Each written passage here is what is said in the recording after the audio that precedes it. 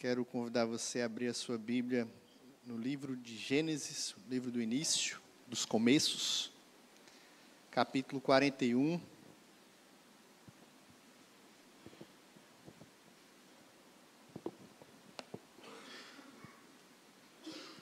Nesse mês de maio e junho, temos meditado sobre a família da providência, a providência na família, baseado aí na vida de José. Hoje veremos mais um capítulo dessa bela história, o capítulo 41. Eu lerei dos versos 37 até o verso 57, mas nós, ao longo da mensagem, vamos trabalhar todo o capítulo 41.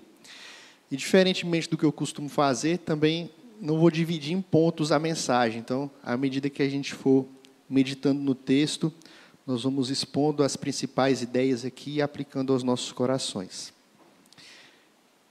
Gênesis 41, do 37 ao 57, acompanhe, mesmo assentado, mas com reverência à palavra do nosso Deus. O conselho foi agradável a Faraó e a todos os seus oficiais. Disse Faraó a seus oficiais: acharíamos, porventura, homem como este, em que há o Espírito de Deus? Depois disse Faraó a José: visto que Deus te fez saber tudo isto, ninguém há tão ajuizado e sábio como tu. Administrarás a minha casa, e a tua palavra obedecerá todo o meu povo.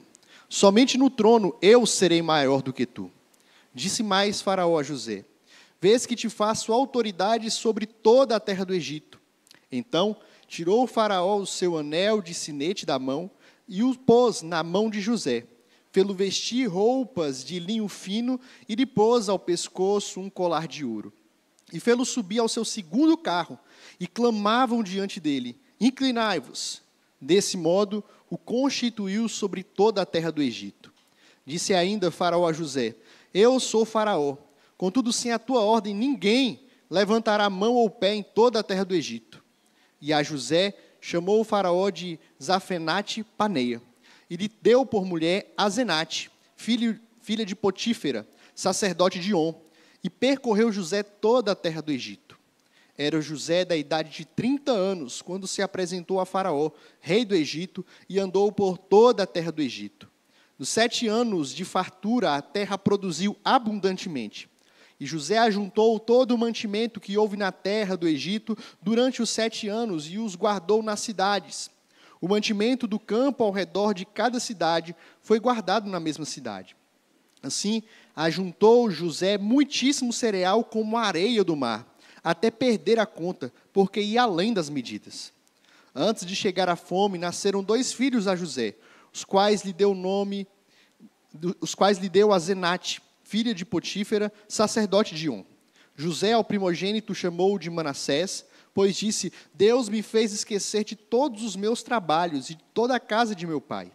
Ao segundo, chamou-lhe Efraim, pois disse: Deus me fez próspero na terra da minha aflição. Passados os 7 anos de abundância que houve na terra do Egito, começaram a vir os 7 anos de fome, como José havia predito.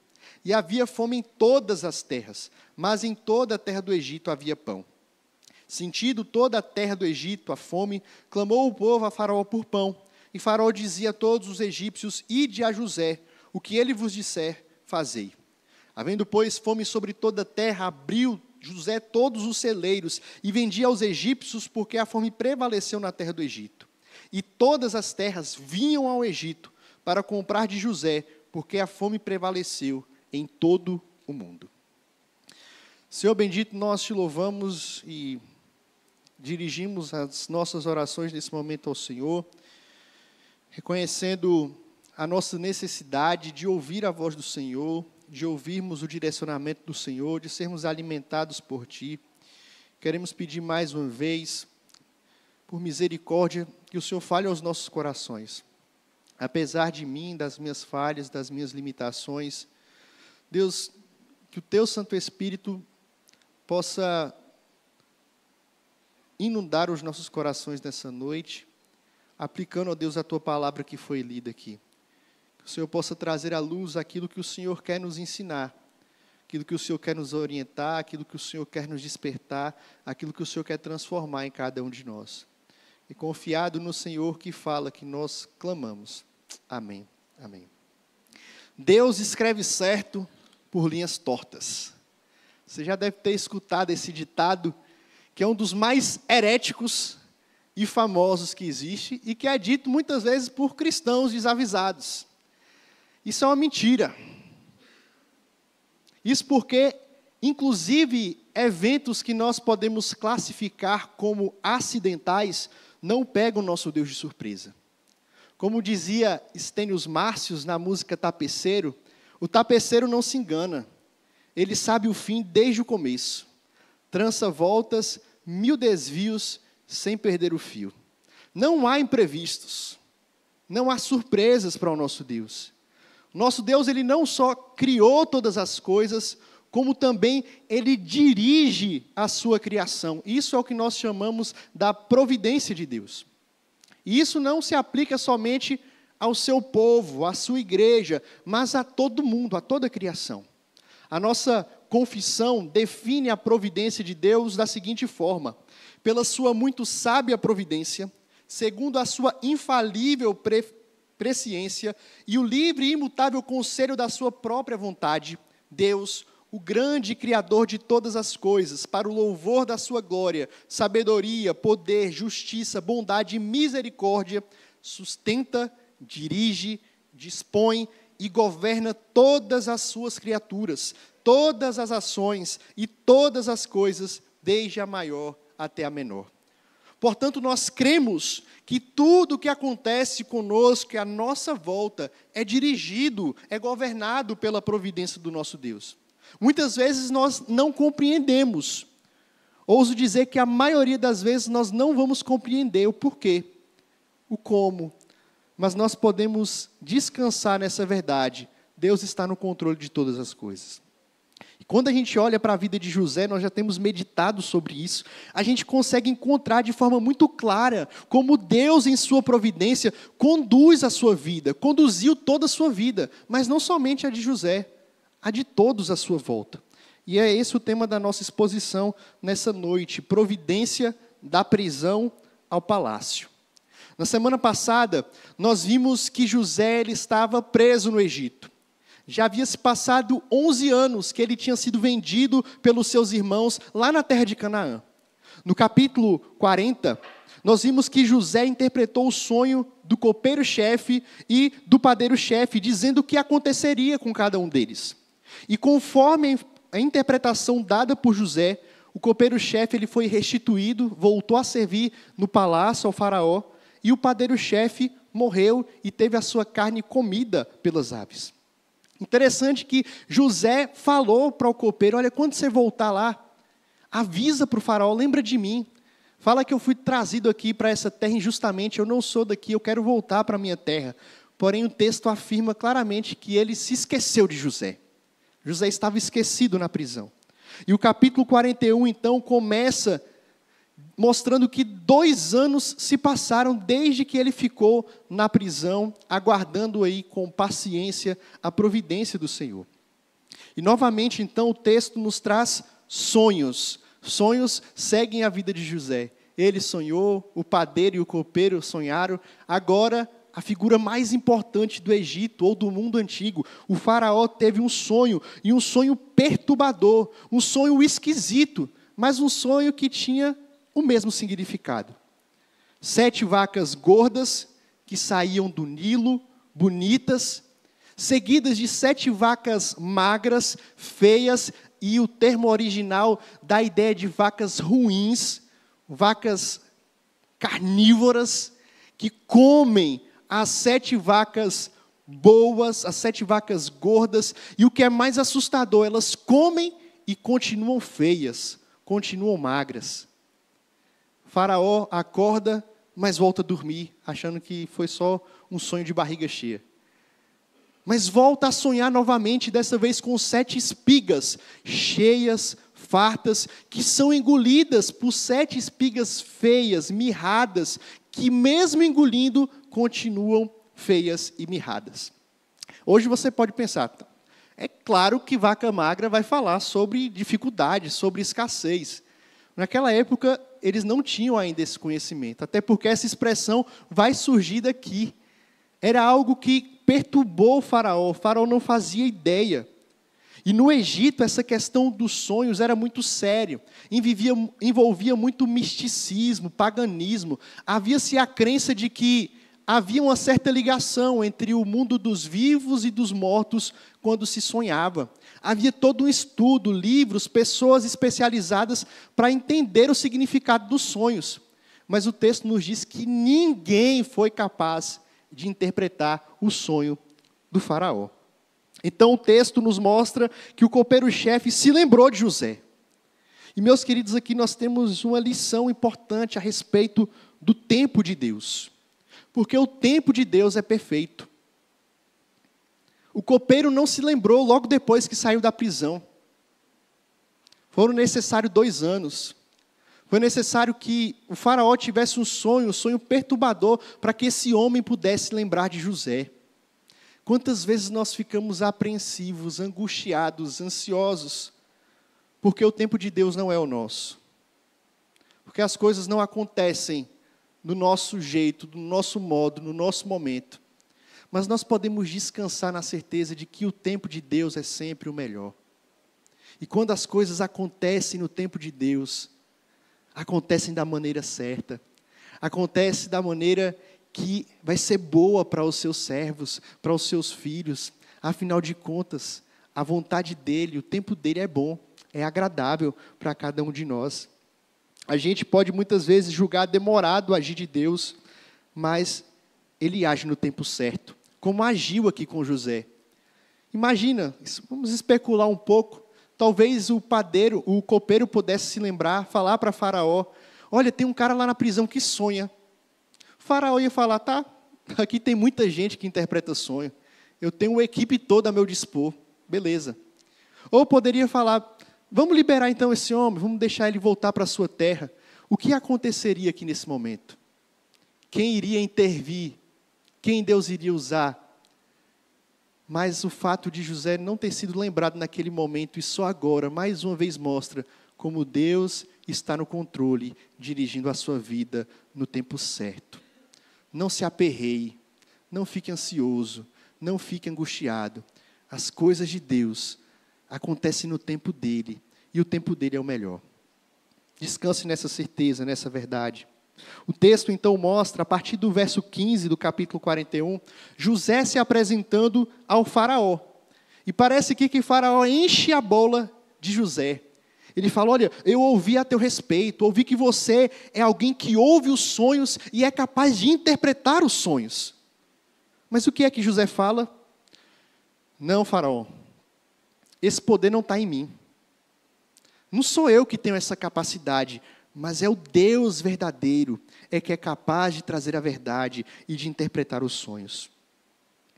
E meus irmãos, quantas vezes nós fazemos o contrário do que José faz aqui? A gente deixa de atribuir a Deus a glória pelo que Ele faz, pelo que Ele nos deu, por aquilo que nós temos. E ao invés disso, a gente se engrandece. A gente se engrandece dos nossos títulos, a gente se engrandece da nossa família, a gente se engrandece dos nossos bens, do nosso conhecimento, muitas vezes da nossa salvação.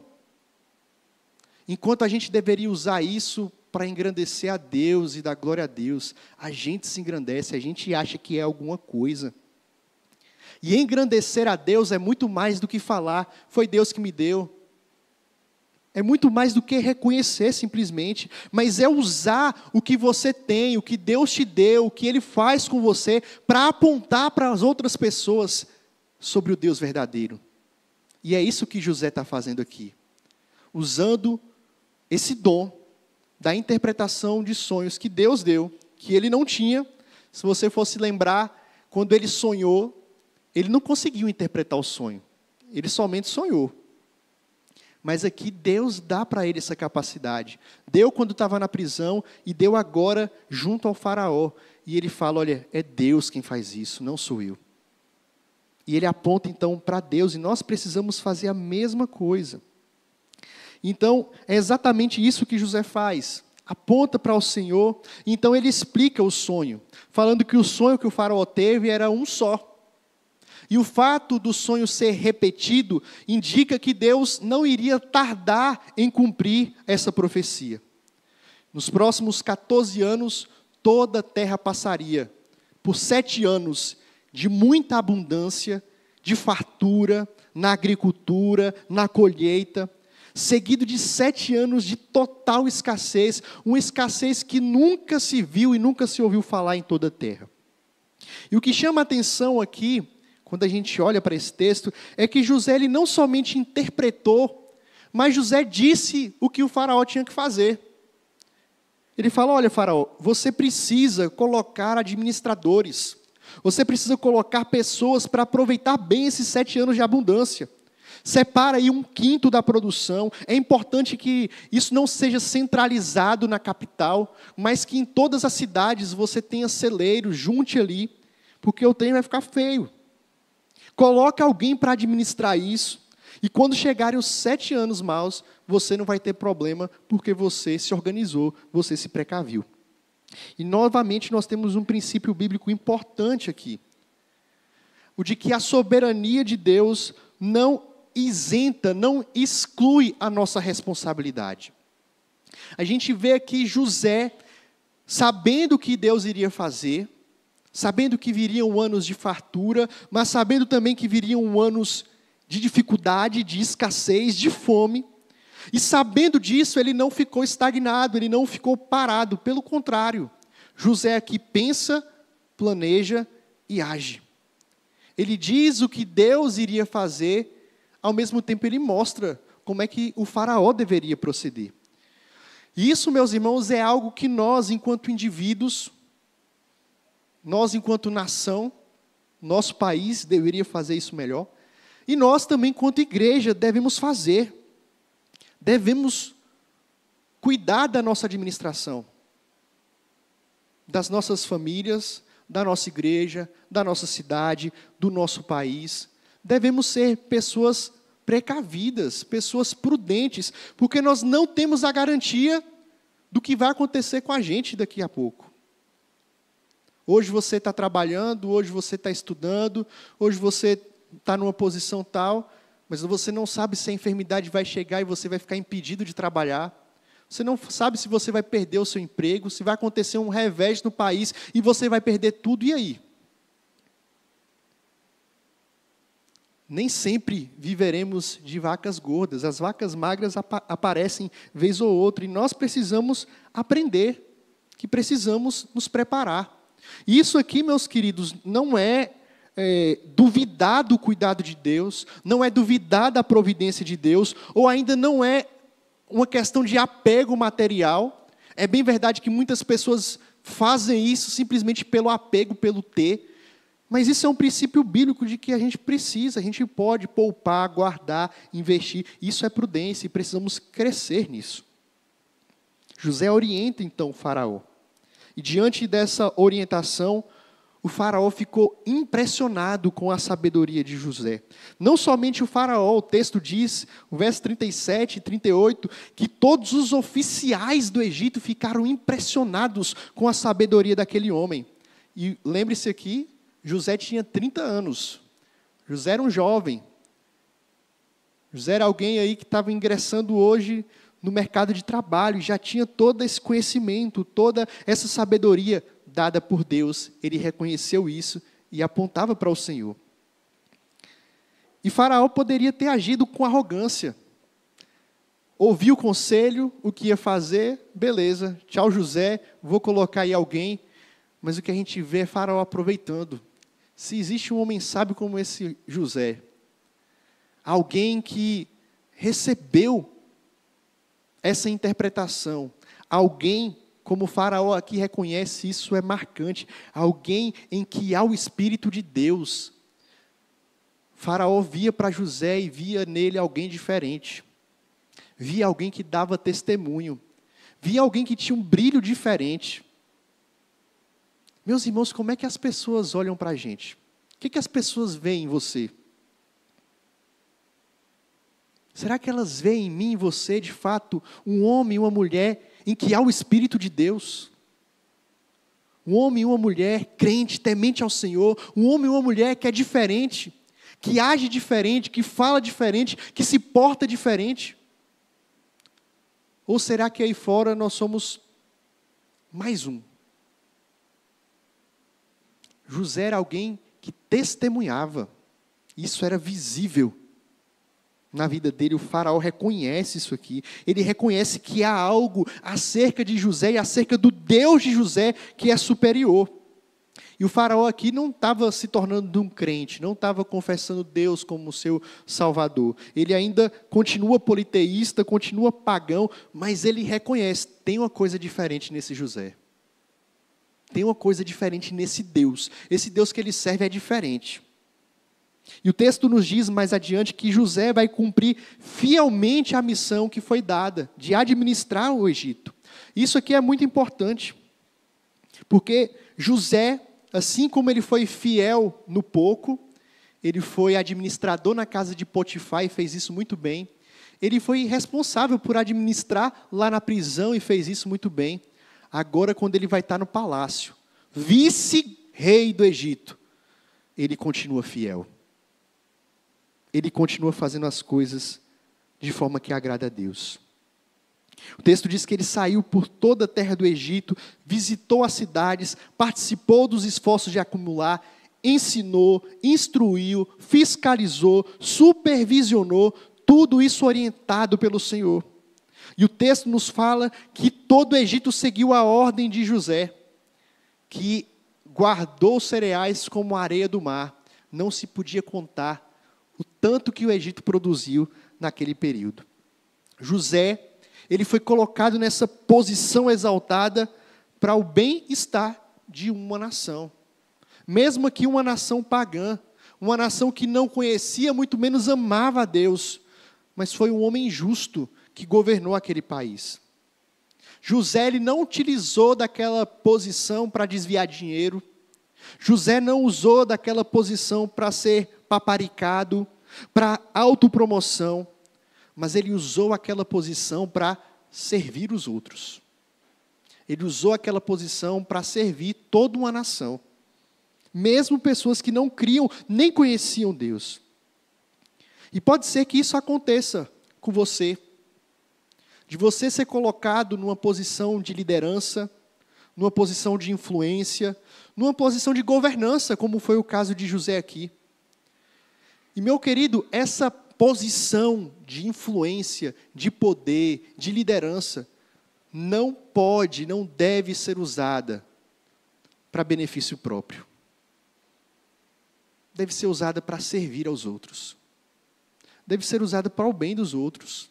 Deve ser usada para abençoar as pessoas. Quantas vezes, e a gente vê isso no nosso país de forma muito clara, escancarada, mesmo no momento em que a gente tem vivido aí de catástrofe, de miséria lá no sul, pessoas que ainda insistem em pensar em si, em interesses próprios, em interesses particulares. Mas quando somos colocados nessas posições, nós precisamos lembrar que nós estamos ali para servir. Não precisa ser num palácio, não precisa ser no Planalto, não precisa ser aqui no palácio do governador, do município. Na sua casa, você foi colocado como líder para servir. Na sua igreja, você foi colocado como líder para servir. Onde você está, você foi colocado para servir. Lembre-se que o que Deus te deu, Ele deu para que você usasse o dom, o talento, o recurso para servir aos outros. E José faz isso. Mesmo pessoas que não mereciam, mesmo pessoas que depois, uma nação que depois vai se tornar algoz do povo de Deus, vai perseguir, escravizar o povo de Deus 400 anos. José ainda assim serve esse povo, essa nação com integridade. E então nós chegamos agora num ponto em que nós precisamos tomar muito cuidado, para a gente não olhar para esse texto e achar que aqui se trata de uma história que tem uma lição de moral, simplesmente. Um final onde a gente vê algo sobre o que nós devemos fazer e o que nós não devemos fazer. Que se você aguentar firme o sofrimento, Deus vai te exaltar. Que se você sofrer fielmente, um dia você vai vencer na vida. Que se você for fiel, todo mundo vai ver a sua grandeza, todo mundo vai reconhecer você. Não é disso que essa história se trata. E a gente é tentado a pensar assim, porque quando chega nessa parte da história, a gente olha e fala, deu tudo certo na vida de José. Está tudo bem agora. Mas, meus irmãos, José aqui tinha um grande desafio. O desafio de ser fiel ao Senhor na abundância. Quando a situação está boa. Sempre que a gente se depara com essa história, muitas vezes pensamos, José estava numa péssima situação, José foi vendido pelos seus irmãos, estava preso, José agora está num palácio. Está tudo bem com ele está por cima da carne seca, vice-rei do Egito, o cara importante, ele falar, o povo tem que obedecer. Só é menor do que o faraó, mas faraó é faraó. José venceu na vida. Mas será mesmo que está tudo bem com José aqui? Perceba que José era prisioneiro na terra do Egito, certo? Ele foi colocado na casa de Potifar, capítulo 39, nosso irmão presbítero Aureliano e pastor Ronildo pregaram nesse texto aqui alguns domingos atrás. E o faraó colocou ele, o Potifar colocou ele no comando de sua casa. Mandava na sua casa, administrava a sua casa. Mas aconteceu ali um revés, a mulher de Potifar, aquela abençoada, assedia José e José vai parar na prisão. Continua preso. Chega na cadeia, o que acontece? O carcereiro fala para ele, vê o comportamento de José, vê que José é alguém diferente, fala, olha, eu confio em você, você vai administrar aqui também, você vai ser o segundo depois de mim. Mas José continua preso.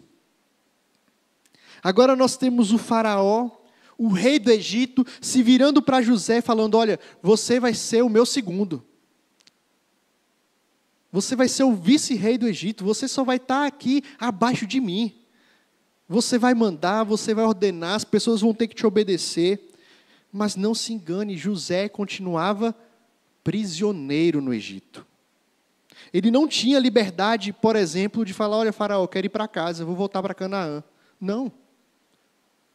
O que faraó fez aqui não foi uma proposta de emprego. Olha, José, está aqui a proposta, você aceita ou não? Não, foi uma ordem. O faraó colocou José como governador do Egito. Ele estava preso ainda. Perceba então alguns perigos que José estava enfrentando, mesmo nessa posição exaltada. No capítulo passado, quando ele pediu para o copeiro que não se esquecesse dele, ele falou que a sua terra não era o Egito. Ele queria voltar para a sua terra natal, ele queria voltar para Canaã. Só que nós temos aqui José preso e cada vez mais preso a uma terra estrangeira, a uma terra que não era dele, ao Egito. A aparência de José aqui também mudou. José não tinha mais a aparência de um hebreu. José tinha a aparência de um egípcio. A gente vê aqui no texto as roupas que ele recebe, toda a indumentária para a sua função. Ele se veste como um egípcio, a sua aparência é de um egípcio. E até o nome de José foi mudado. Não foi mudado por Deus, como foi mudado o nome de Abraão, o nome de Sara, o nome de Jacó, seu pai. Mas o nome de José foi mudado pelo homem Deus do Egito, Faraó, que era um representante do Deus egípcio. Tinha um aspecto de divindade no Faraó.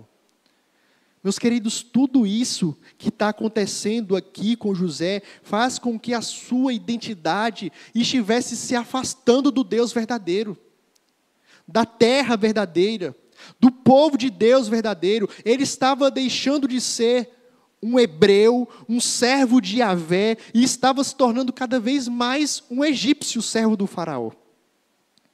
E há mais um perigo aqui. O texto nos fala do casamento dele.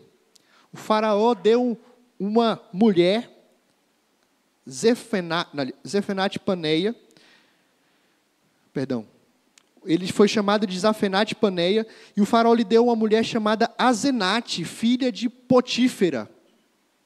Potífera era um dos principais sacerdotes do Egito, responsável pelo culto aos deuses egípcios. Casou com uma mulher idólatra, e que tinha uma ligação com o culto, com a religião egípcia muito forte. José então está preso, tem um nome egípcio, roupa egípcia, esposa egípcia, o sogro, o principal sacerdote do culto egípcio. Meus irmãos, não estava tudo bem com José. José não estava numa posição fácil. Na verdade, ele estava aqui correndo um tremendo risco espiritual. A sua fidelidade ao Senhor seria colocada à prova, seria testada. Interessante que quando Moisés escreveu o livro de Gênesis, e o Pentateuco, de uma forma geral, ele escreveu para um povo que tinha saído do Egito. Escreveu para um povo que sabia o que era o Egito, que o Egito não era coisa boa. Que o Egito foi a causa de muito sofrimento, de escravidão, de perseguição. O povo que havia saído do Egito e que estava agora procurando a casa verdadeira, peregrinando a terra prometida. Lendo essa história, ouvindo essa história, eles estão vendo José cada vez mais amarrado, preso a essa terra. Será que José vai resistir? Será que José vai permanecer fiel? Meus irmãos, é muito perigoso. É muito perigoso quando vivemos tempos de fartura, de bonança, de tranquilidade, nós esquecermos o Senhor.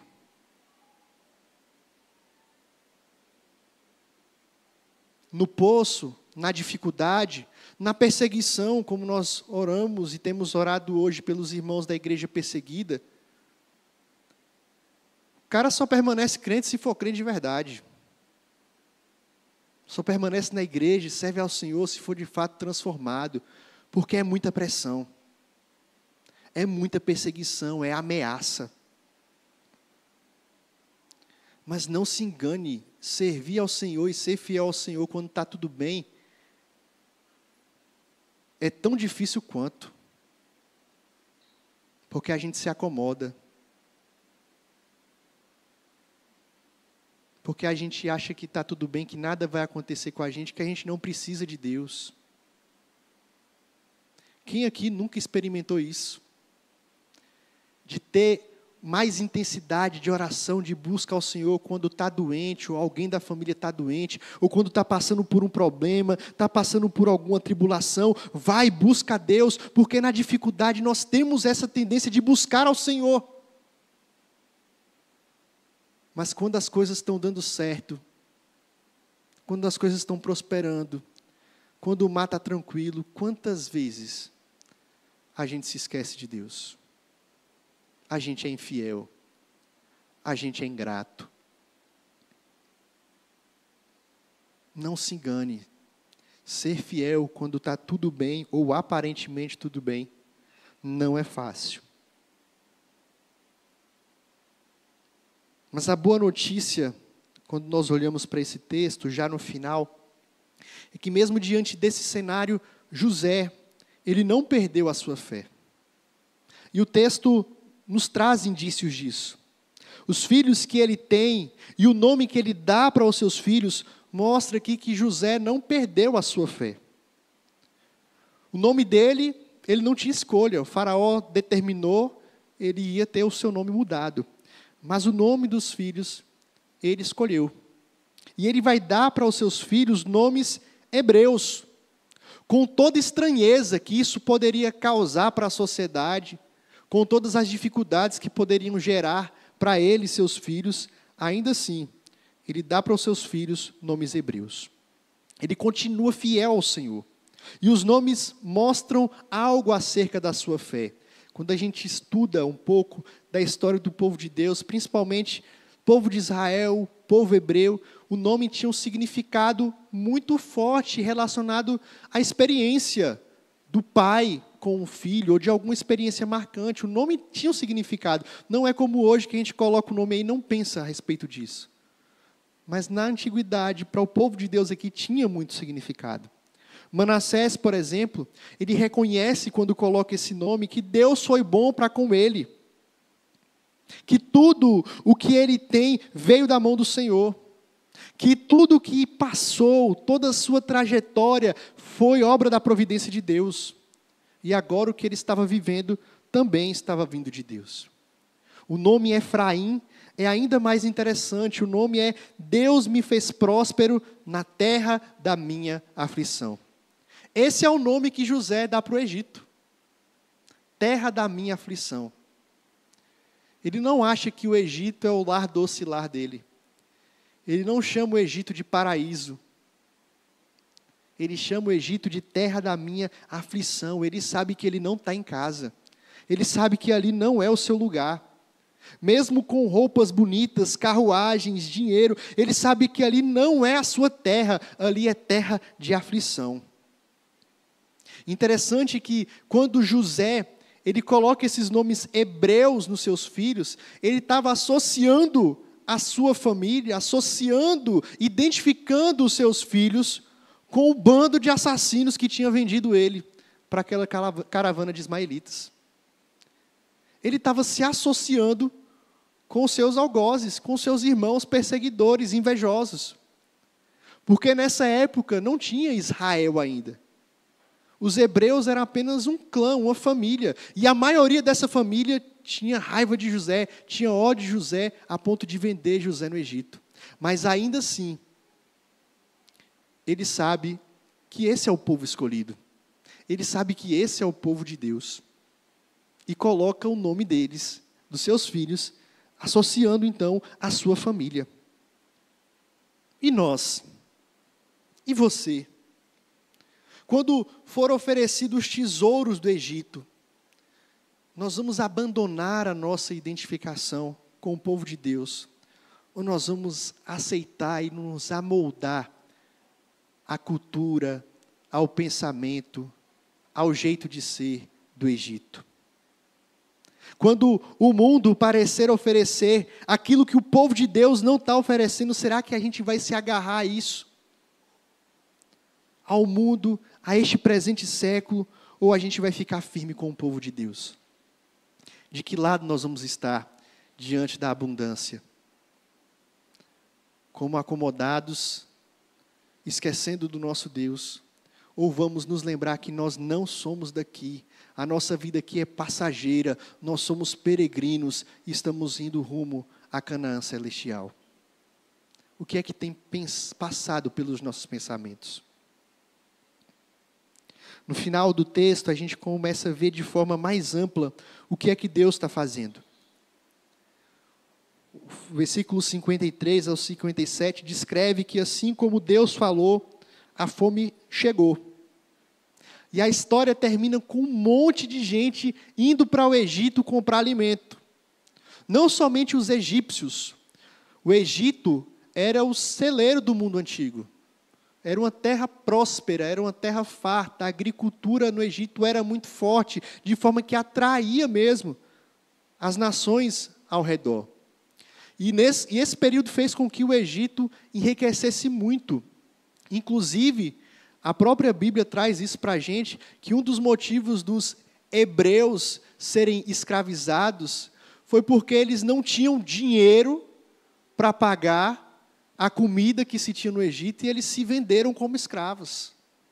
Porque o Egito tinha esse poder econômico, esse poder na agricultura, era muito forte, e muitas pessoas vieram para comprar alimento ali. E aqui nós temos uma pista do que está por vir. Lembra qual foi a promessa que Deus fez para Abraão? Deus prometeu para Abraão que dele, ele faria uma grande nação da sua descendência. E mais uma coisa Deus prometeu, que a partir da sua descendência, todas as famílias da terra seriam abençoadas, seriam benditas. E é justamente isso que está acontecendo aqui nesse texto. No final desse capítulo, nós temos José, descendente de Abraão, sendo utilizado para abençoar famílias da terra. Sendo usado para abençoar não somente o Egito, mas várias nações que chegaram ali para comprar alimento. Mas aqui também a gente percebe a preservação da semente. A semente da mulher que iria chegar até Jesus Cristo. O plano maior está acontecendo. Deus mandou José para o Egito, não para José triunfar, se tornar um governador e mandar sobre tudo e todos, mas para que por meio dele fosse preservada a semente que iria desencadear em Jesus Cristo. E com isso, a salvação para o povo de Deus, não somente Israel, Judá, os hebreus ali de imediato, mas a salvação de todos nós, todos aqueles que ainda crerão no Senhor. O que nós temos aqui não é uma história de que você vai ficar rico depois de experimentar pobreza, mas é a maravilhosa providência de Deus que conduz o plano de redenção para chegar em Jesus Cristo. Das formas mais absurdas que nós poderíamos julgar. Um homem que foi vendido pelos seus irmãos, foi jogado num poço, se tornou escravo, depois ele interpreta um sonho e vai para o palácio de Faraó. Mas em tudo isso Deus está preservando e fazendo o seu plano de salvação que nos alcançou. Essa é a boa notícia. A boa notícia não é de que eu e você vamos vencer na vida. A boa notícia não é de que José venceu na vida. A boa notícia é que Deus está traçando o plano de salvação e esse plano não pode ser frustrado. E não foi frustrado. Jesus Cristo veio. Jesus Cristo morreu. Jesus Cristo ressuscitou para que nós tivéssemos vida. Ele é a nossa esperança. Nele nós somos alimentados, mesmo quando a gente experimenta escassez. Nele nós somos guardados, mesmo quando perseguidos. Nele nós somos amados, mesmo quando a gente é rejeitado. Nele nós somos fortalecidos, mesmo quando a gente está fraco. Nele nós temos alegria, mesmo em meio às tristezas. Nele, somente em Jesus, nós temos plena salvação. O mesmo Deus que tem conduzido a vida de José, como nós temos visto aqui nas exposições, é o Deus que conduz a minha e a sua vida. É o Deus que conduziu o plano de redenção para que Cristo viesse ao mundo. É o Deus que conduziu todas as coisas para que você tivesse aqui nessa noite, ouvindo essa palavra, pela providência dEle, sendo alimentado, despertado, renovado, fortalecido. É o mesmo Deus que se importa com você, de tal forma que Ele te traz aqui nessa noite, para ouvir essa verdade maravilhosa. Você não está aqui por acaso, e sua vida não caminha ao acaso. Sua história escrita por Deus não é escrita em linhas tortas, mas é escrita com todo amor pelo autor da criação. Ele tem a sua vida nas mãos dele. Conduz a sua vida, e como diz a nossa confissão, com todos os atributos dele, com amor, com misericórdia, com graça, com bondade, para a glória dele. E Ele te convida nessa noite a se entregar a esse Deus de providência, se entregar a esse Deus de salvação, depositar nele a sua vida, a sua confiança, lançar diante dele a sua ansiedade, jogar sobre ele o seu fardo e tomar o dele que é leve e suave, aprender com ele que é manso e humilde de coração. Ele que continuará conduzindo você até o final. A história de José já teve um final. A nossa vida, nós ainda temos páginas, talvez algumas linhas, alguns parágrafos, alguns aí, mais de um volume.